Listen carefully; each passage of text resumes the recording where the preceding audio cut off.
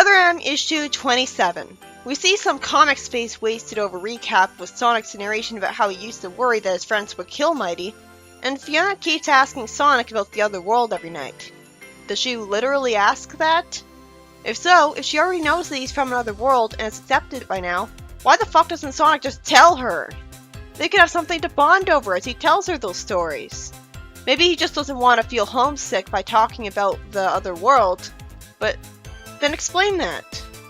They find a large mountain range and waste some more comic space talking about the snowy weather, and Mighty is asked how he knew about this place when it's not on Angel Island. He says he knows because Angel Island had a great aerial view below the clouds, plus they had maps. So really, Rotor just wasted a panel asking a stupid question. A snow hurricane happens, and Fiona says they might have to dig in somewhere and forget the tents.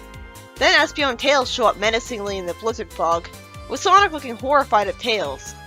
Fiona is rather compassionate as she just immediately asks them if they need shelter too, being kinda genre savvy because they already forgave Mighty.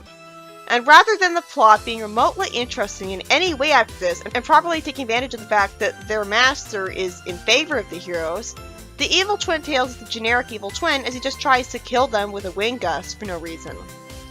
I think he created it from spinning his tails, so why is anyone asking how he did that when that's a previously established ability of Tails? Mighty tries to attack them with axes, but their master of the elements somehow makes them immune to it, and I guess Mighty has crystals on his axe instead.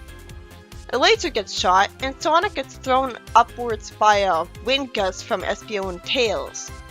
Sonic runs around and drags his friends behind him, saving them from a bunch of falling snow.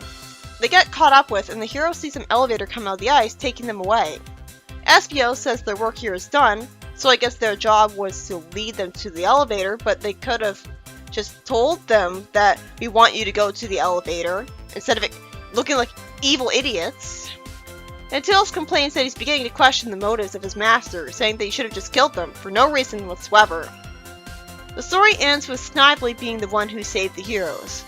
I hate this story. Did they have to make Tails just generically try to kill the heroes like an evil twin? That's so boring! It would have been cool how he and Espio are masters of the elements otherwise. If anyone makes sense to be that way, it's a Kitsune.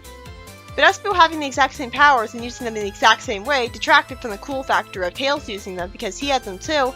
And if Flynn already had the idea of Tails from another universe having elemental powers, why the fuck didn't he give them to Anti-Tails then?